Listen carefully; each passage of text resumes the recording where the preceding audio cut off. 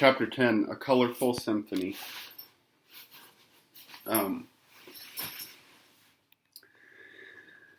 As they ran... Oh, this is a long one. Ooh, okay, this will be a long video, I think. Alright, here we go. As they ran, tall trees closed in around them and arched gracefully toward the sky. The late afternoon sunlight leaped lightly from leaf to leaf, slid along branches and down trunks, and dropped finally to the ground in warm, luminous patches. A soft glow filled the air with the kind of light that made everything look sharp and clear and close enough to reach out and touch. Alec raced ahead, laughing and shouting, but soon encountered serious difficulties, for while he could always see the tree behind the next one, he could never see the next one itself, and was continually crashing into it. After several minutes of wildly dashing about, they all stopped for a breath of air. "I think we're lost," panted the humbug, collapsing into a large berry bush. "Nonsense!" shouted Alec from the high branch on which he sat. "Do you know where we are?" asked Milo. "Certainly," he replied. "We're right here on this very spot. Besides, being lost is never a matter of not knowing where you are. It's a matter of not knowing where you aren't. And I don't care at all about where I'm not." This was much too complicated for the bug to figure out, and Milo had just begun repeating it to himself when Alec said, "If you don't believe me, ask the giant," and he pointed to a small house tucked neatly between two of the largest trees. Milo and Talk walked up to the door, whose brass nameplate read simply, "The Giant," and knocked. "Good afternoon," said the perfectly ordinary size man who answered the door. Perfectly ordinary sized man who answered the door. "Are you the giant?" asked Talk doubtfully. "To be sure," he replied proudly. "I'm the smallest giant in the world. What can I do for you?" "Are we lost?" asked Milo. "That's a difficult question," said the giant. "Why don't you go around back and ask the midget?" And he closed the door. They walked to the rear of the house, which looked exactly like the front, and knocked at the door whose nameplate read, "The Midget." "How are you?" inquired the man, who looked exactly like the giant. "Are you the midget?" asked Talk again with a hint of uncertainty in his voice. "Unquestionably," he answered. "I'm the tallest midget in the world. May I help you?" Ooh.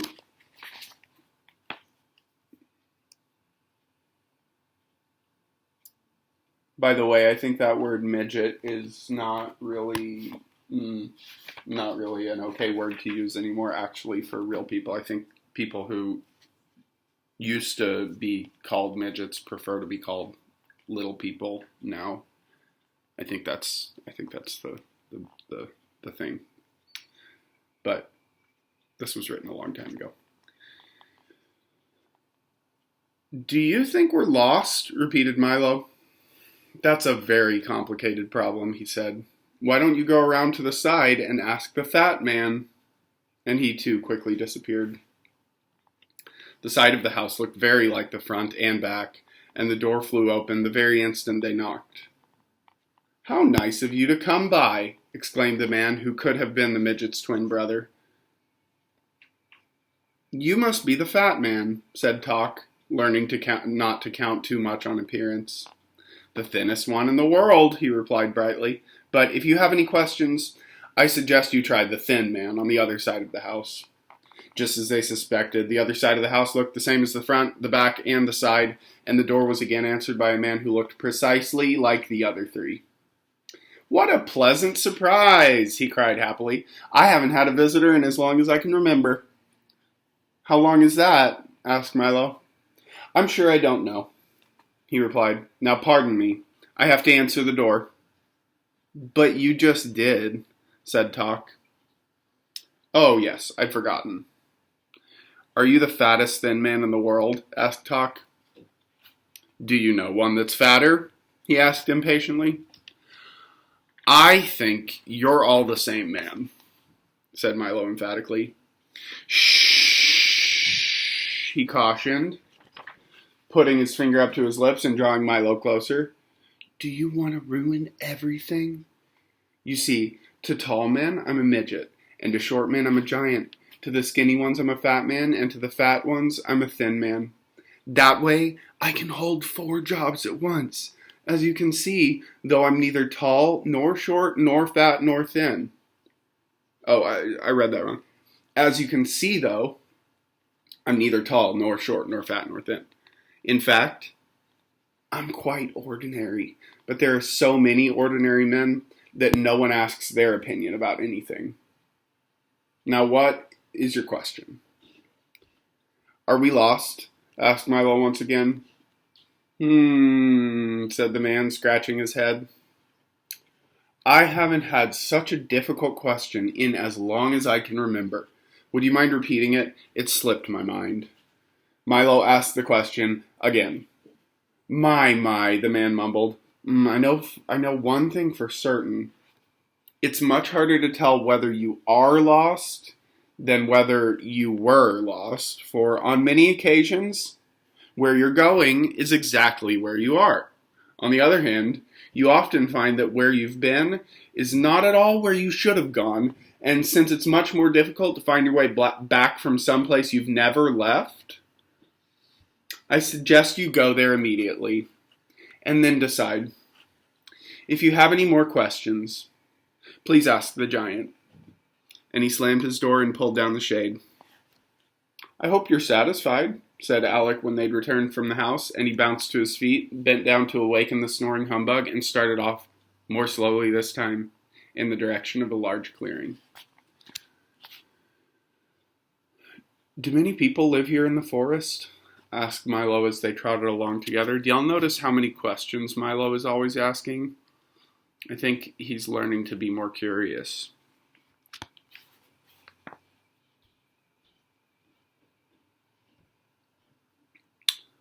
Oh, yes.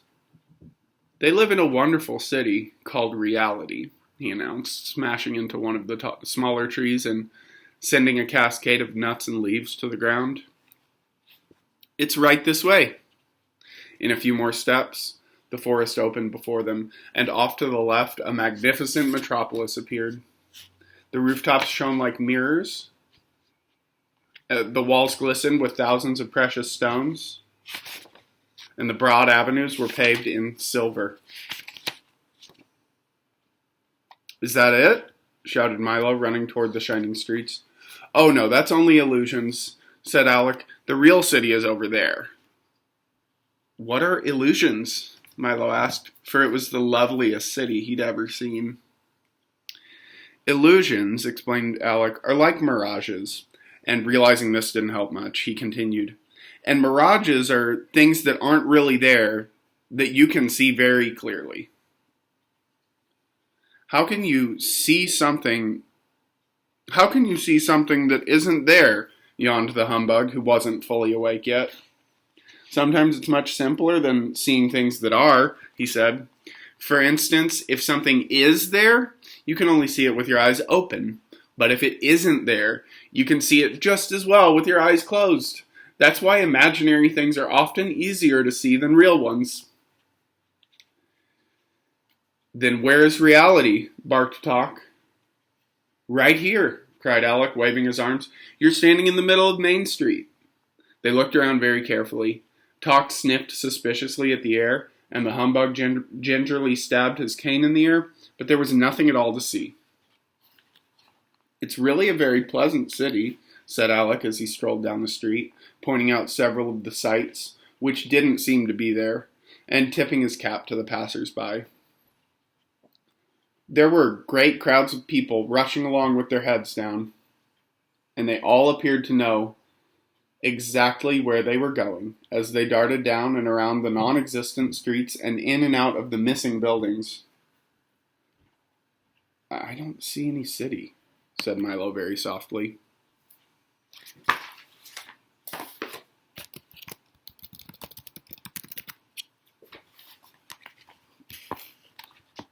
"Neither do they," Alec remarked sadly.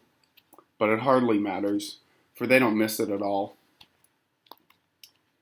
"It must be very difficult to live in a city you can't see," Milo insisted, jumping aside as a line of cars and trucks went by.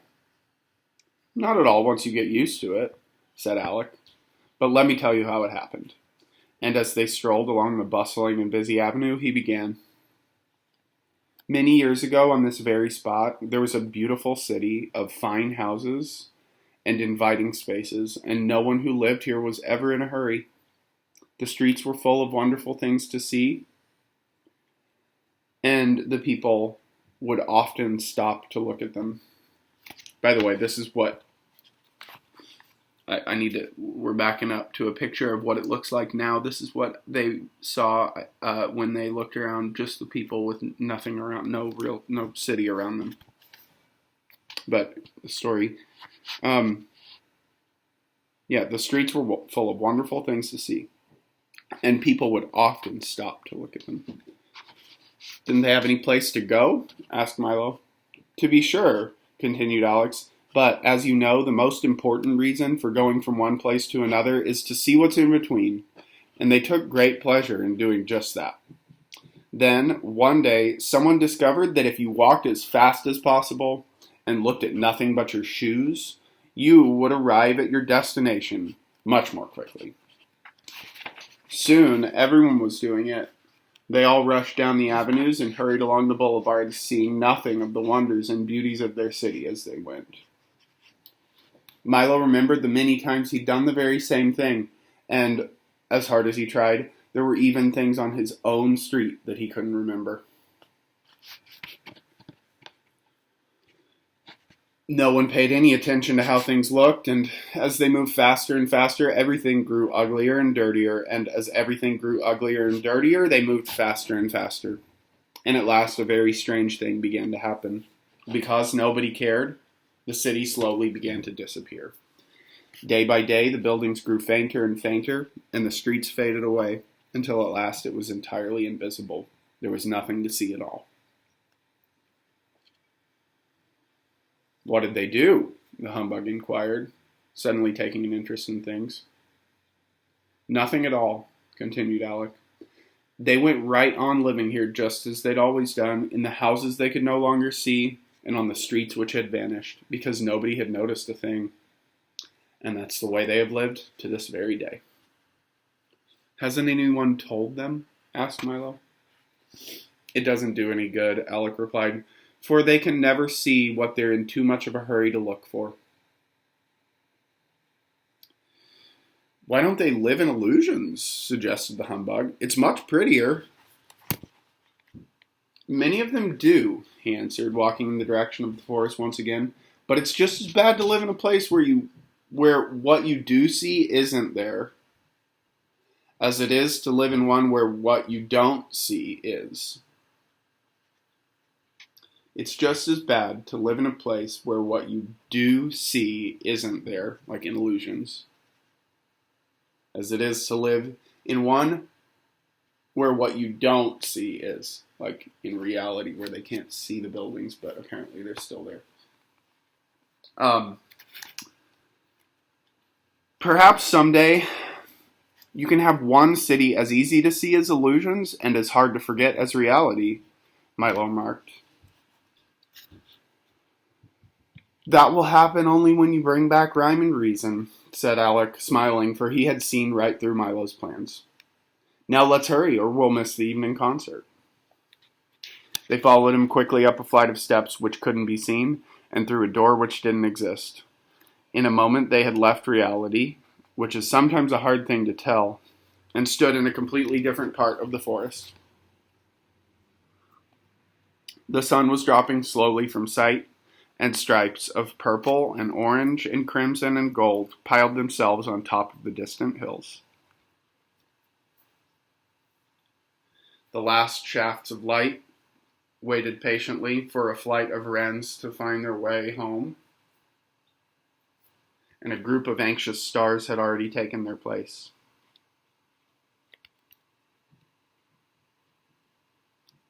"Here we are!" cried Alec, and with a sweep of his arms he pointed toward an enormous symphony orchestra. "Isn't it a grand sight?" There were at least 1,000 musicians ranged in a great arc before them. To the left and right were the violins and cellos, whose bows moved in great waves, and behind them, in numberless profusion, the piccolos, flutes, clarinets, oboes, bassoons, horns, trumpets, trombones, and tubas were all playing at once. At the very rear, so far away that they could hardly be seen, were the percussion instruments. And lastly, in a long line up one side of a steep slope, were the solemn bass fiddles. On a high podium in front stood the conductor, a tall, gaunt man with dark, deep-set eyes and a thin mouth placed carelessly between his long-pointed nose and his long-pointed chin. He used no baton, but conducted with large sweeping movements which seemed to start at his toes and work slowly up through his body and along his slender arms and end finally at the tips of his graceful fingers. "I don't hear any music," said Milo.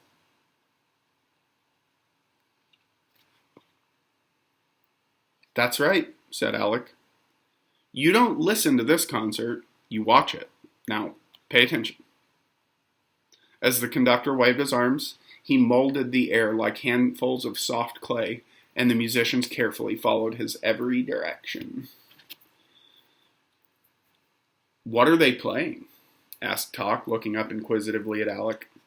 "The Sunset, of course. They play it every evening about this time." "They do?" said Milo quizzically. "Naturally," answered Alec. "And they also play morning, noon, and night, when, of course, it's morning, noon, or night. Why, there wouldn't be any color in the world unless they played it. Each instrument plays a different one," he explained, "and depending, of course, on what season it is and how the weather's to be, the conductor chooses his score and directs the day. But watch, the sun has almost set, and in a moment you can ask Chroma himself."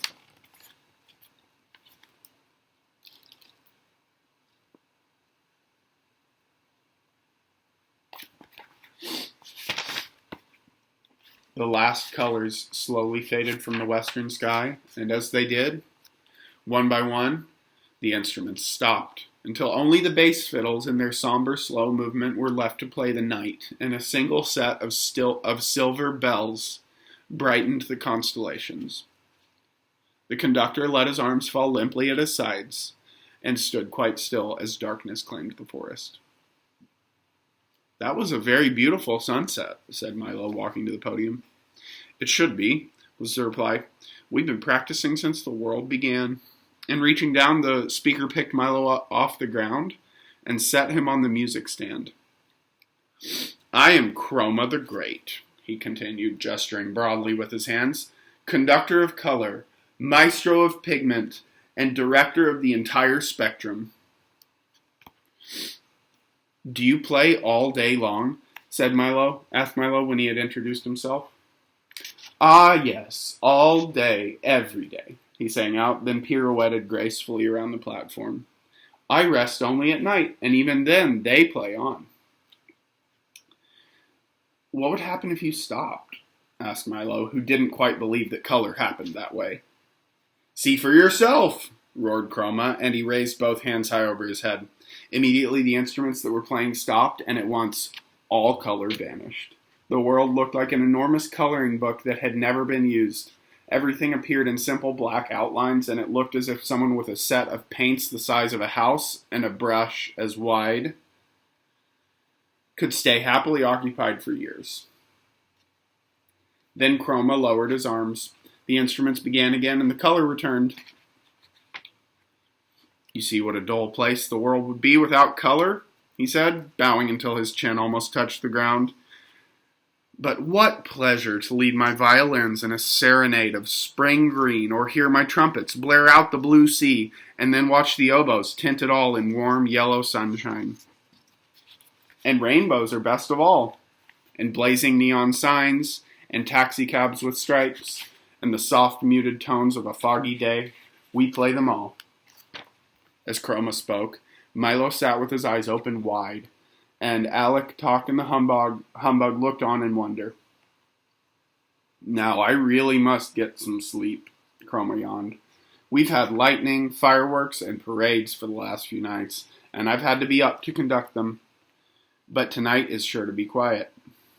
Then, putting his large hand on Milo's shoulder, he said, "Be a good fellow and watch my orchestra till morning, will you? And be sure to wake me up at 5:23 for the sunrise. Good night, good night, good night." With that, he leaped lightly from the podium and in 3 long steps vanished into the forest. "That's a good idea," said Talk, making himself comfortable in the grass as the bug grumbled himself quickly to sleep and Alex stretched out in midair. And Milo, full of thoughts and questions, curled up on the pages of tomorrow's music and eagerly awaited the dawn.